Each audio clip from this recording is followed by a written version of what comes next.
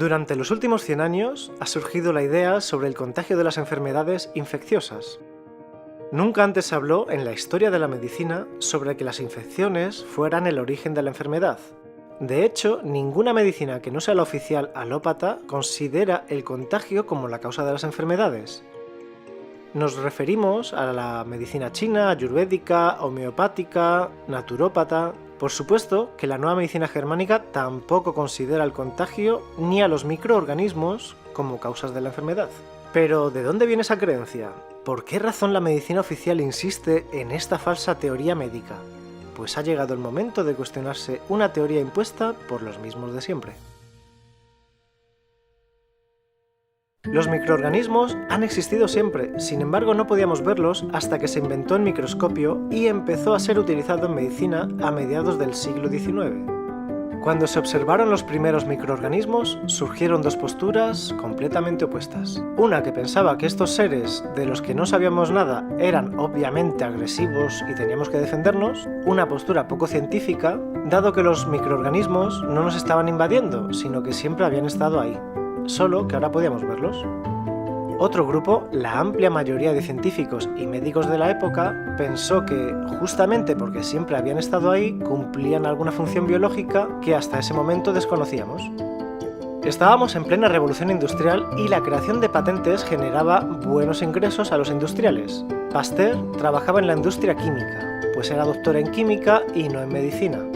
Y pasa a encabezar al primer grupo como el padre de la teoría de la infección. Fue así, alzados por la industria química, como se empezó a levantar la idea de infección con microorganismos, como la única posibilidad de origen de las llamadas enfermedades infecciosas. Sin hacer los estudios necesarios para comprobar esta teoría, se empezaron a crear todo tipo de productos químicos y vacunas para combatirlos.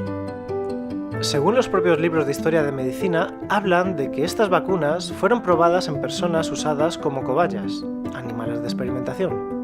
En nombre del progreso había cierta impunidad en el mundo médico y científico para experimentar con niños de orfanatos o víctimas de guerra. Surgió la microbiología como una nueva ciencia y hubo algunos científicos que comenzaron a observar e investigar a estos nuevos vecinos, estos hasta entonces desconocidos bichitos. Entre esos científicos se encontraba Robert Koch, que era partidario de la teoría de la infección y que estableció 4 postulados que deben cumplirse en todas las enfermedades infecciosas. Los postulados son los siguientes. El agente patógeno debe estar presente en los animales enfermos y ausente en los sanos. El agente debe ser cultivado en un cultivo axénico puro aislado del cuerpo del animal. El agente aislado en un cultivo axénico debe provocar la enfermedad en un animal susceptible al ser inoculado. El agente debe ser aislado de nuevo de las lesiones producidas en los animales de experimentación y ser distinto al inoculado originalmente. Estos son los 4 postulados. Nos vamos a detener un poco en estos postulados y los pondremos en contexto. Todas las enfermedades infecciosas, cólera, difteria, tuberculosis, etc., fueron descritas por médicos y microbiólogos que utilizaron microscopios poco potentes de principios de siglo. Décadas más tarde se utilizaron microscopios de mejor calidad. Y adivinen qué descubrieron. Estas bacterias, acusadas de causar terribles enfermedades, están presentes en todas las personas.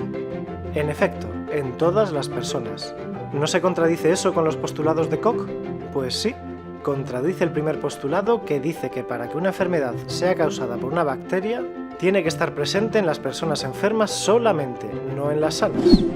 Como nota, para que comprendan los postulados 2 y 3 de Koch, un cultivo axénico es aquel que tiene una sola especie de microorganismo originado a partir de una sola célula. Eso es algo, digamos, casi imposible en la naturaleza, pues todos los lugares están poblados de distintos tipos de microorganismos y cepas de los mismos, que se encuentran conviviendo en equilibrio.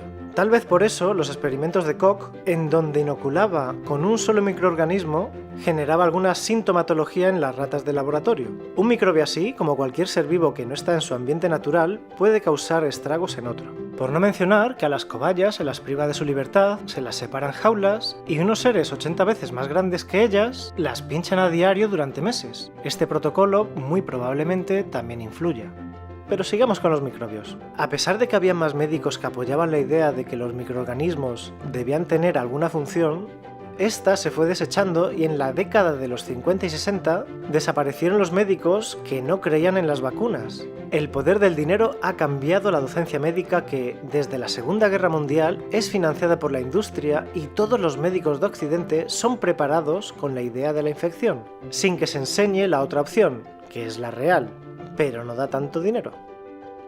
Como dijimos antes, gracias a la aparición del microscopio, se inició otra rama de las ciencias biológicas, la microbiología. Y esta rama ha seguido haciendo sus propios descubrimientos, como por ejemplo que todas las bacterias acusadas de causar enfermedades son familiares nuestras, de hecho son endémicas. Esto quiere decir que son propias de los humanos y de ninguna otra especie, entre ellas la difteria y la meningitis. Todos nosotros tenemos varios meningococos en garganta y piel. ¿Cómo podría algo que es propio de nuestro organismo causarnos daño? Y si sabemos eso, ¿por qué seguimos vacunándonos y tomando antibióticos? ¿Por qué se siguen formando médicos pro vacunas? Es más, gracias a los estudios microbiológicos, se ha determinado que la población de la microbiota, es decir, los microorganismos normales en el cuerpo humano, es 10 veces mayor que las células somáticas o germinativas. ¿Escucharon bien? Nuestro cuerpo tiene más microorganismos que células humanas. Esta microbiota es la primera barrera a agentes dañinos, ayuda a la digestión, participa en la degradación de toxinas y contribuye a la maduración del sistema inmunitario. ¿Se imaginan el daño que causa el uso de antibióticos en nuestro cuerpo? Los antibióticos se comenzaron a utilizar de manera masiva unos años antes de la Segunda Guerra Mundial. A partir de los años 60 hasta ahora, casi todas las personas están vacunadas y/o han utilizado antibióticos. Se les atribuye a estos avances que la población tenga una esperanza de vida mayor. ¿Qué? Ojo, si los antibióticos y vacunas comenzaron a utilizarse masivamente después de los 50, las personas que ahora tienen más de 70 años no pertenecen al grupo desinfectado, entre comillas. Los que sí pertenecen al grupo de experimentación recién ahora tienen 60 años y, curiosamente, han aparecido una variedad de enfermedades que antes no eran problema, que no están dentro de las enfermedades infecciosas, sino que se les denomina autoinmunes. Cáncer, ELA, lupus, fibromialgia, SIDA... ¿No lo habían pensado? Volvamos atrás. Recuerden que dijimos que Pasteur tenía contemporáneos que no creían en el contagio. Uno de ellos era Antoine Béchamp. Ambos, científicos franceses que proponen dos explicaciones opuestas sobre la enfermedad. Mientras Pasteur explica que son los microbios los que producen enfermedades, Béchamp presentó la teoría celular, donde las enfermedades son las que vuelven patógenos a los microbios. Qué conveniente que el segundo pasara al olvido. El Dr. Hammer y sus descubrimientos ponen nuevamente a la teoría de Béchamp en la mira y, más aún, demuestra con la cuarta ley biológica el rol beneficioso de los microbios en los procesos involucrados en los distintos programas biológicos, ayudando a eliminar tumores o en la formación de nuevos tejidos.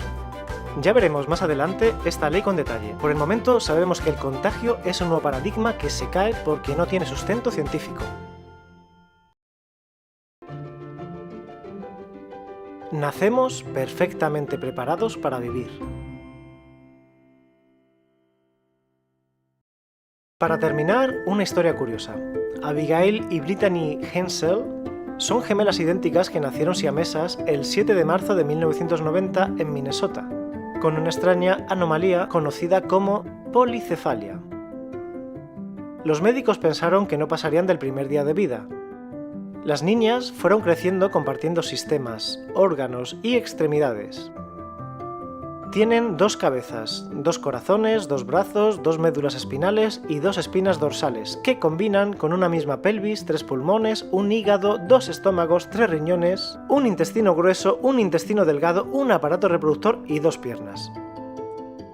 ¿Pueden imaginar una relación más estrecha entre 2 personas? Ellas comparten casi todo su cuerpo, incluso su sangre, pero no tienen las mismas enfermedades. Así es, se enferman de cosas distintas porque son personas distintas y perciben el mundo de manera distinta. Los médicos hablan de un enigma. Nosotros sabemos que no hay tal enigma, sino que las enfermedades, como las conocíamos, no existen. Hay programas biológicos con pleno sentido que se originan por haber vivido un evento inesperado, dramático y vivido en soledad, al que el Dr. Hammer nombró DHS. Ni virus, ni bacterias, ni hongos, ni casualidades, ni azar tienen nada que ver. Estas dos hermanas desmontan ellas solas la teoría del contagio instaurada por las empresas farmacoquímicas, con Pasteur a la cabeza hace poco más de un siglo. Desmontan ellas solas el supuesto rol maligno de nuestros aliados microorganismos que cumplen una función beneficiosa en nuestro organismo y en la naturaleza. Más adelante profundizaremos en la teoría del contagio microbiano, en esa mentira que ha dado millones de beneficios a sus promotores a costa de seres humanos que depositaron su confianza en ellos y les creyeron.